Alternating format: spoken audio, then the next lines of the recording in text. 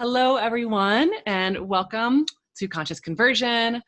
I'm doing pretty well today. How are y'all? I hope that you all are taking good care of yourselves and being able to immerse yourselves in nature whenever possible and connecting on a very real level with your friends and family and all this good stuff.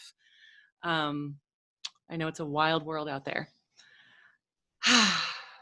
Today, I am delighted to introduce y'all to a beautiful new friend, Cassandra Solano. She is a licensed clinical social worker, MSW in the house. I'm also a master. I have a master's in social work, but not a license. And Cassandra is all about helping people who are single or unhappy in their relationships find the love they want with psychological intervention and spiritual healing. She provides trauma-informed coaching to heal past wounds so that you can reach your goals in life, love, and business. And she helps entrepreneurs have healthy and thriving relationships. As a relationship coach with years of experience as a therapist, she can go really deep to identify core issues so that you can have the love you desire while running your business. She offers one-on-one work as well as group coaching sessions throughout the year, and she hosts monthly women's full moon circles in the North Orange County area of California. So if you are there, you should definitely hit her up after this interview and see when those are happening. So Cassandra, thank you so much for being here. It sounds like you do amazing work, and I can't wait to hear more about it. Thanks for having me. Yeah. I always like to start and just dive in deep and we'll say where it goes, but just to open it up, what impact do you hope to make on this planet over the course of the next 5 years? I hope to make awareness of what healthy, secure attachment and relationships are mainstream. Like if I had $1 for every time I said, I wish they taught relationships and healthy relationship skills and taught people how to recognize toxic, unhealthy relationships or narcissism in high school, I'd have like a lot of dollars. So I'm just, trying to share this information and really help people make that connection between their childhood wounds and experiences and maybe why they feel stuck in their long-term relationships or why they continue to see a pattern of unhealthy relationships manifesting in their lives, and realize that, oh, this is related to some stuff in my past that maybe I just swept under the rug, or maybe I thought I didn't really need to deal with it. But now, because of this kind of continuing pattern, I think something deeper is going on. So many people, I feel like, are just kind of stuck in a relationship and they think that that's as good as it is going to get and have settled. And I really think that we can all have relationships that are just so full of life, so fulfilling, so life-affirming, so life-giving. But most of us don't even know what that looks like if we've never seen it, or maybe you just saw it on a TV show or something growing up.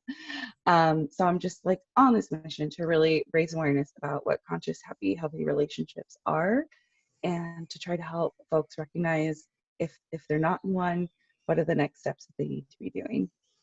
Yeah. No, I love that. We were talking before I hit record about sort of our own personal experiences with being in toxic or unhealthy relationships. And I know I can speak from my experience how much that lowers my vibration, how much it keeps me from actualizing into my full power. So people and even relationships that weren't necessarily abusive or toxic or unhealthy, there are those relationships that are just unfulfilling, which also brings that down. So I love what you're saying. And I think it can have a huge impact on the world for people to be in those kinds of relationships, or at least working to create those kinds of relationships in their lives that not only are not toxic, but are also something that helps you unfold into your highest self. Because if we're all doing that, that's evolution, that's growth, that's good. And I also love that you combine the relationship coaching with with entrepreneurship and business. And I'm wondering, like, where I have some ideas where that connection might come from, but I'm curious about how you see those two things coming together. Yeah. So if you're an entrepreneur, you're just dealing with a whole different set of issues in your life, and then by proxy in your relationships or your home life, versus somebody that works a typical 9 to 5. Just the type of issues that you have, the risks that you're constantly taking on, needing to maybe not have such a set schedule. All of these things can kind of roll into issues impacting your personal life and personal relationships.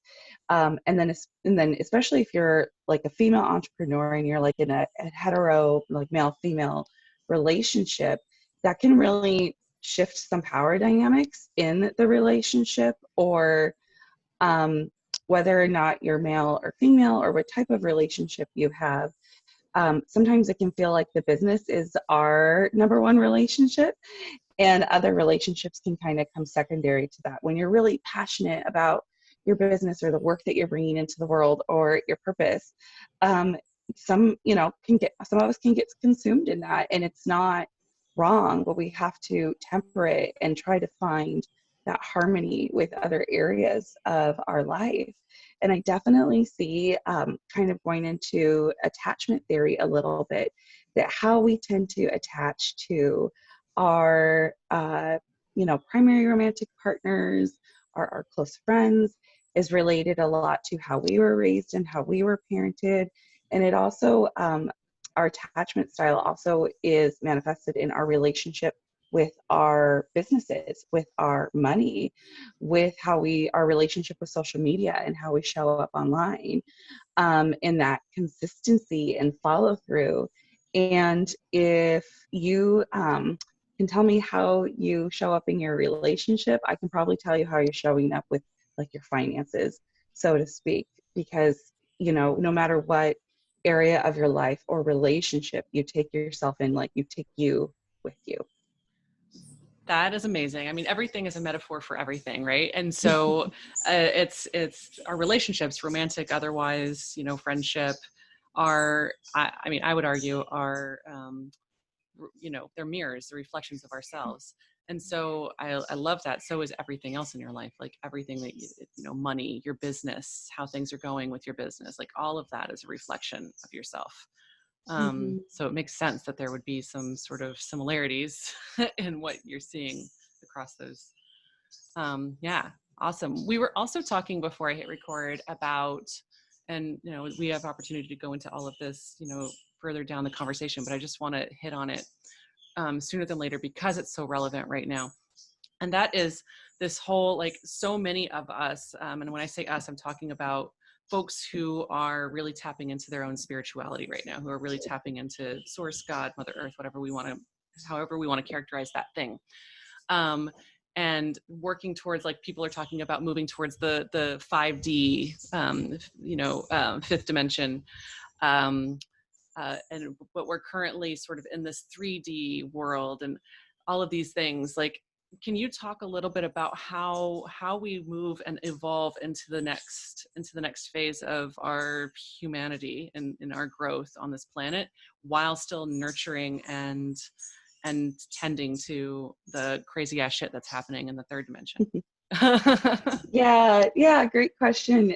So, to me, like, moving into that new earth, that next level, that 5D experience, it's not, it's shifting away from dualism, from dichotomy, from it has to be this or that, right? And that's in the nervous system, in the body, that's very much like our mindset and our perception when we're in fight, flight, or freeze and shutdown, when that primal brain is in charge. We're in dichotomies, we're in black and white thinking. And so transcending that in our own healing in our own bodies and shifting into a more regulated state, that to me is like just a microcosm of kind of what we're shifting into in the world. And that next experience, it's both and. It's to transcend and include. And to me, part of that next world, new world, 5D experience is how do we integrate and bring all of this with us and not see all of this as separate parts of us? Like, oh, I need to, go and on this spiritual retreat, but to also not recognize that there is important anti-racist social justice work that needs to be done in the world. To me, it's integrating all of it and bringing our wholeness with us. So yes, do the spiritual practices, do the self-care, do the grounding, nurture your nervous system. Like, all these things are needed now more than ever, especially if you are stepping up and trying to figure out what does being an ally or anti-racist look like in your life, and a way to make your activism sustainable and meaningful and impactful and really supporting like marginalized people. You need to like be nurturing and tending to yourself at the same time. And I think sometimes we like to kind of split off from things that are uncomfortable, or we don't really want to look at our shadow, however you want to call it. But this new evolution is calling on us to be so much inclusive of the totality of it and see it as both and, to transcend and include. Yeah, thank you. I love that. And I've been playing with this word transcend a little bit because I don't love it. And I used to use it all the time, but I don't love the word transcend because it is this sort of bypassy. I think it's risky. I understand what it means, and I think it's an important thing to do, but I think it's a risky word to use. I've been playing with the word transmute, and I need to look up the definition of that and see exactly what that means. But to transmute for me doesn't mean that I have to leave anything. Like, I'm not necessarily like going, oh, it doesn't exist, la la la la la la la. I'm in it and I'm alchemizing it. I'm in it Yeah. and I'm throwing it into the cauldron, and I'm like chanting around it.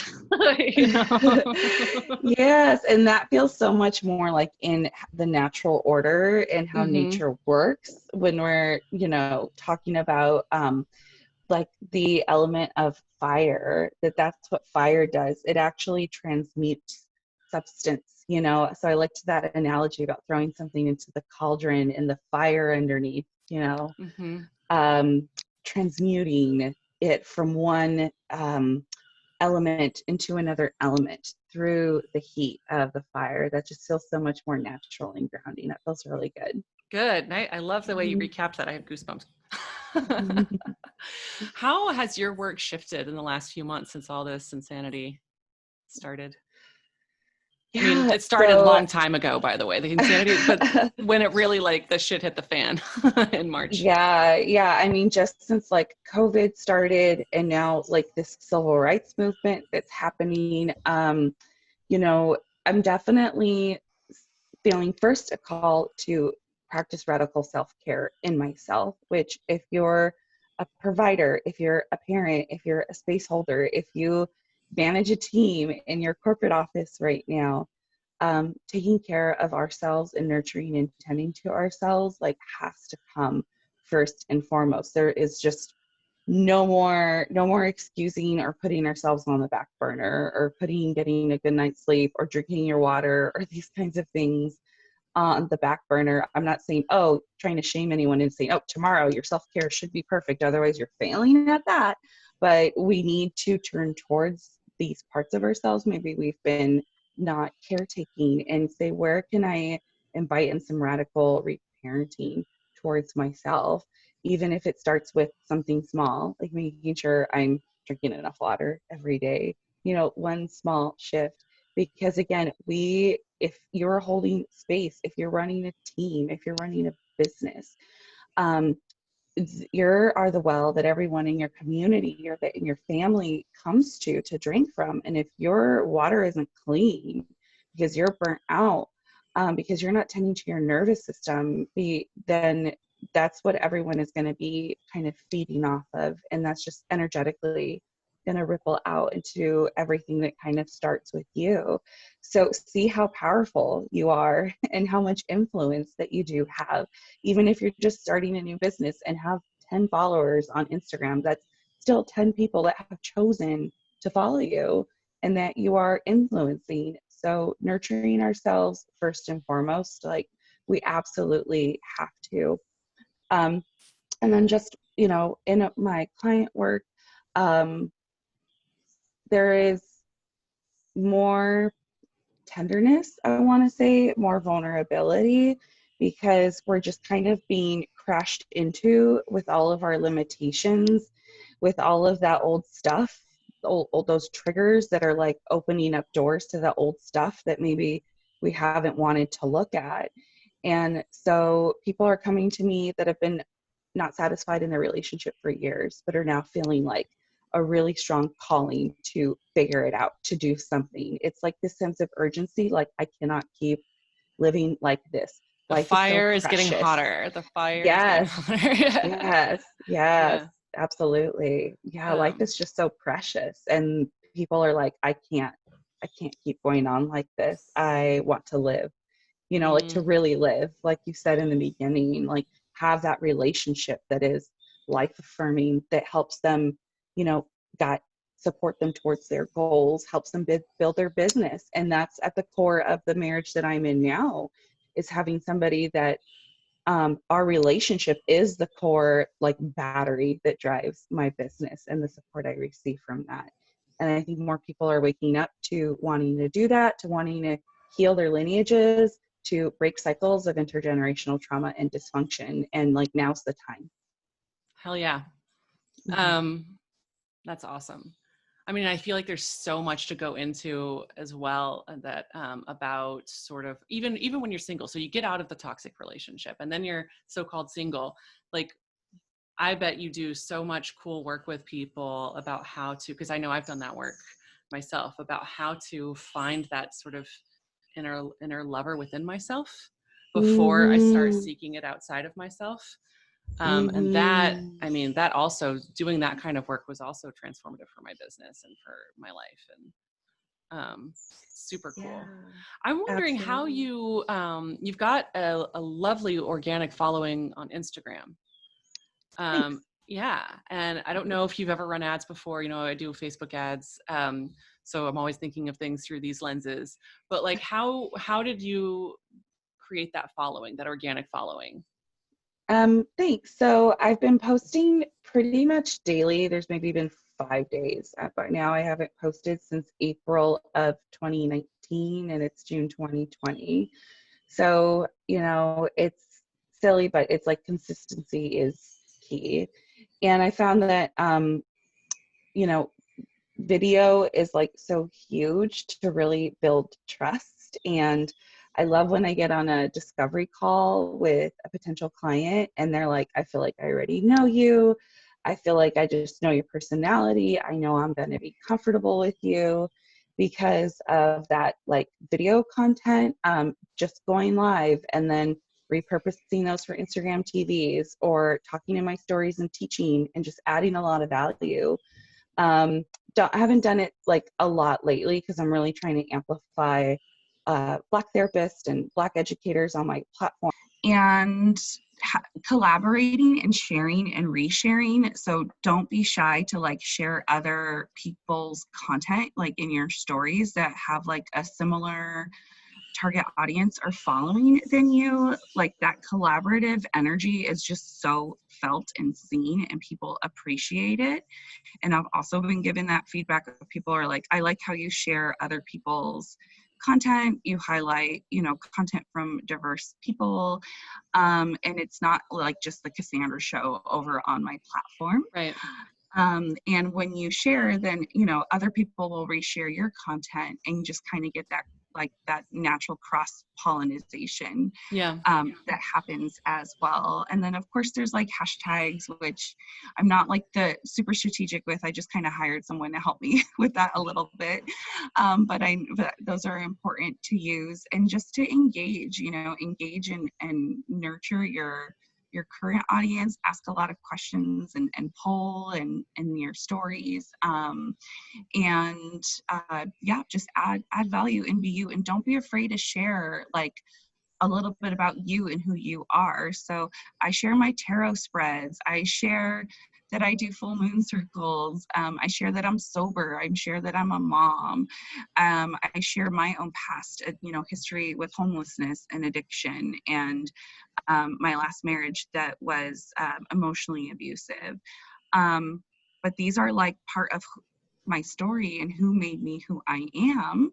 I also share I'm very, again, pro LGBTQI, different kinds of relationships. I have a good handful of clients that are in polyamorous relationships.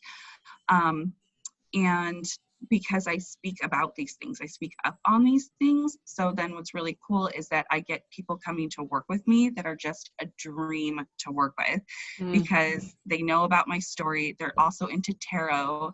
They're also, really like open-minded and supportive of, diversity and inclusion, or come from marginalized groups. And I'm just like, I just love working with these folks I work with. And when I do take a strong stand on something on social media, like what's happened with the Black Lives Matter movement, I really hadn't lost that many followers, because I've been showing up and speaking on these things consistently, and people just know my values and know what I'm about. So also don't be afraid to take a stand and share your values, because those are the people that are going to show up at the end of the day to pay you, anyways, to work with you anyways. So I believe in quality. I mean, yes, number of followers is wonderful, but I'm really a strong believer in quality over quantity. And I look at my platform as kind of my community, my sacred space. And I want to keep it a safe space, an inclusive space, and really nurture the people that are there. Beautiful. So yeah, I'm curious, how do you stay consistent? You said that consistency is super important, and that you had had a drop off for a while. How have you now sort of gotten that consistency back in your life? Yeah. So I post pretty much every day, like I said, except for maybe 5 times in the last year or so. I just hadn't been in my stories so much, but that was kind of a choice. And for me, I have a time every day that I post. I think batching content can be super helpful, and I definitely notice a decrease in my stress throughout the week when I have taken time, like on a Sunday, to batch my content for the week, and then just have all my captions written and everything just ready to post, and then, stay online for about 30 minutes after to engage in the comments and that kind of thing. But sometimes I'm not so great about it. So I watch those analytics. I look at what's the best time for me to post. It's usually been around 9 a.m. Pacific, because most of my following has been on the East Coast, but I just checked my analytics actually a few days ago, and I've had this big surge in LA area followers. So now my best time to post is actually around noon Pacific. So I'm like, oh, okay. So I need to shift that. And actually it's time blocked on my schedule. It says post on IG and engage. Girl, you could add a Instagram coaching to your I'm like, yeah, I should be doing all that stuff. No. Anyway, that's awesome. It's really, I would imagine it's a bit harder to batch content on a Sunday now, with everything, crazy shit happens every single day. And so if you're not talking about and I'm not saying that I'm good at this, I'm just saying, in an ideal world, you would be hitting on what is most relevant that day. Especially someone like you, who is really you're really tapped in to what's happening. So I'm wondering, how do you do this sort of strategic batching of content on Sundays, so to speak, but also stay extremely relevant to what's happening in this exact moment? Yeah, so that's been happening less lately. I've been more posting day to day.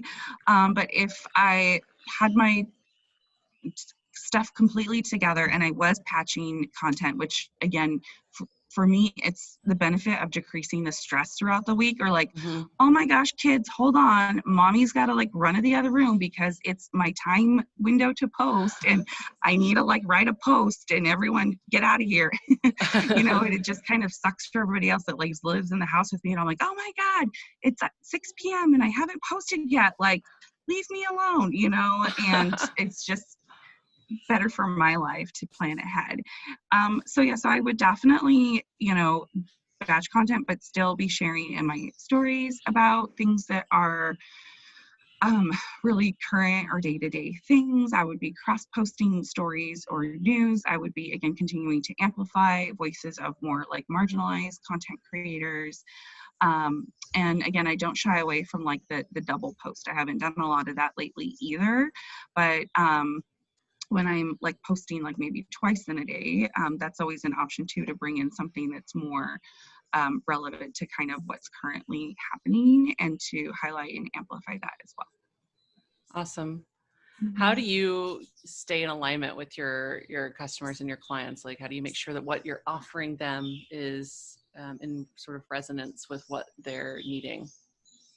Yeah, so reading the comments and looking at the questions I'm getting in my DMs, looking at the comments and the questions that maybe accounts similar to mine are getting on their post, and then just polling my audience. So I asked earlier this week, I'd actually reshared someone else's post, but then I added a poll to it, and I just said, are you feeling burnt out? If you're like a non-Black person, are you feeling burnt out already from trying to do all the learning and reading and how to become like anti-racist? And almost half of the people that answered said yes. I'm like, okay, this is an issue, because I'm sure these are like well-intentioned people that actually do give a crap and that are trying to do something, but their like nervous systems are getting so dysregulated with all of this, and they need to learn how to like do the work in a sustainable way to pace themselves and to know where to put their energy that's going to make the most impact. So then I'm like offering a free like somatic grounding little workshop this afternoon over on my Facebook group that I shared about. So that's just an example of how I kind of directly created an offer from some feedback that I got. But when I'm going to do something like make a group, like I'm just launching a group program right now, and it's like, I think the second time this summer that I'll be doing it. I asked a series of polling questions, like, are you single? Or are you in a long-term relationships? Do you have kids? Yes or no? Just so I could really get to know my audience and figure out what kind of, how do I want to structure my offer? Most of my audience actually doesn't have kids, or the ones that answered, even though I do, but that's okay. So I'm not going to like offer something like for moms necessarily, right? It's going to be just more focused on relationships. I get a lot of single professional women that reach out to me for support that are very accomplished in their career, but when it comes to relationships, they're like can't figure it out, and because it's the childhood stuff. And then lastly, when I have clients apply to work with me, they fill out a Typeform application, and my husband and I actually went through when we were building my my microsite, and we like read through all of them. I looked through all my notes from all my consultations, because I also take notes, and we highlighted words that we kept seeing over and over. And we're like, okay, these are like the common complaints, the common words, and the common like desires that my clients that are coming to work with me are saying that they want. And I need to incorporate like this core language into my messaging as well. You are so methodical. I'm impressed. Like talk I'm a about bringing Capricorn. talk about bringing the 3D into the 5D, all this stuff. I'm like, yeah, you've got this like down. How, like, as you get, as your audience grows, as your offerings become more popular, as things sort of shift and grow for you, how do you stay authentic as you delegate and bring in help to implement some of this stuff?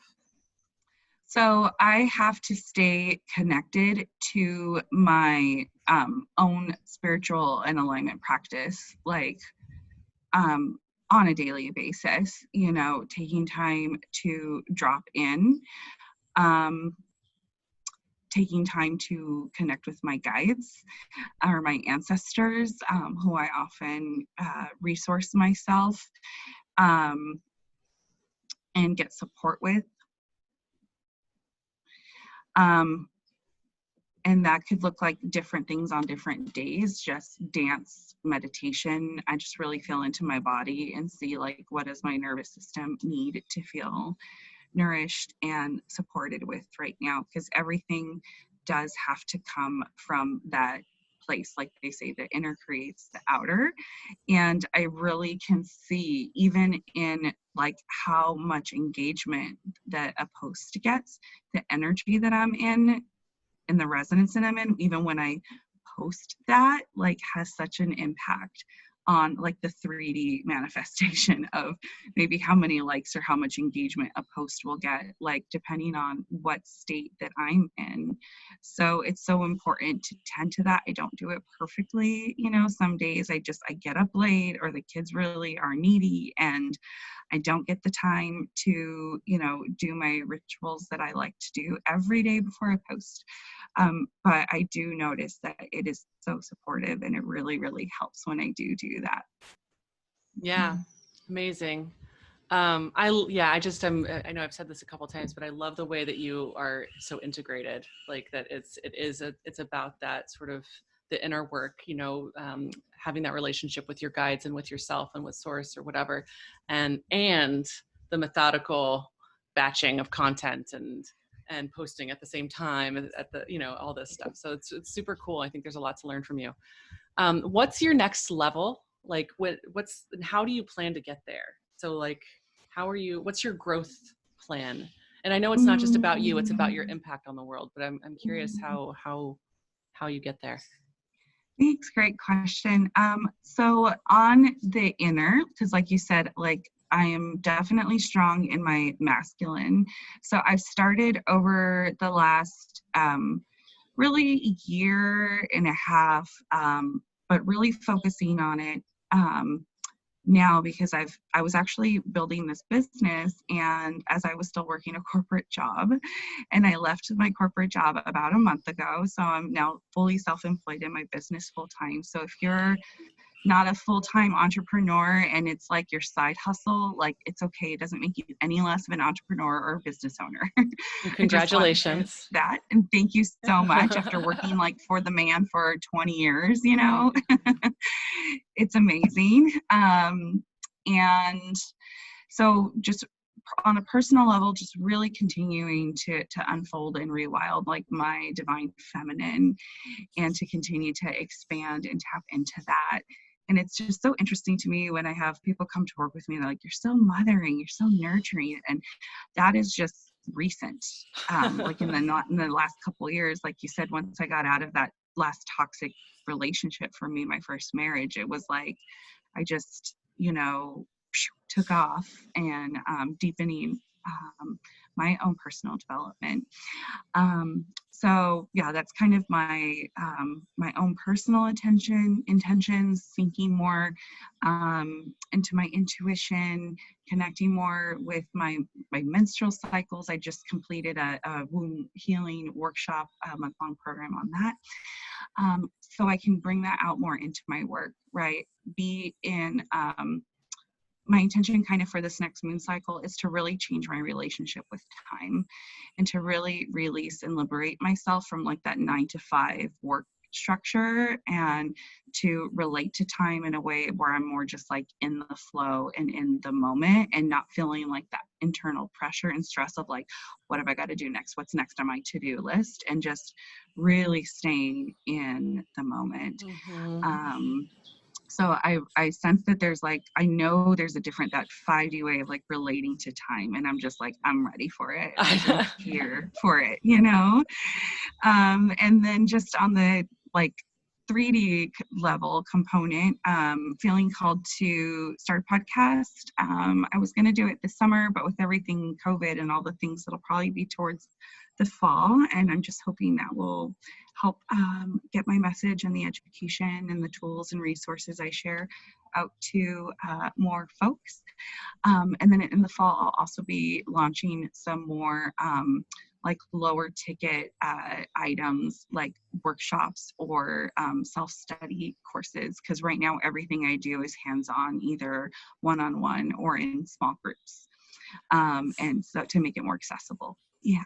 So exciting. How can people find you if they're interested in all this lovely goodness? Sure. So I hang out on Instagram all the time, and my handle is at Cassandra, Cassandra _Solano, SOLANO. You can also hook up with me on my newsletter, and you can sign up for that at cassandrasolano.com. That is where I am always letting, my newsletter folks know about my offerings, my upcoming groups that have been selling out, which is pretty awesome. I let them know about that stuff first. Awesome. Well, it has been such a pleasure to talk with you, and we'll make sure to include those links in the show notes so that people can easily find them. And yeah, I'm to your growth and to a new earth that alchemizes all of the wild stuff that we've been dealing with for the centuries. Absolutely. Thanks for having me.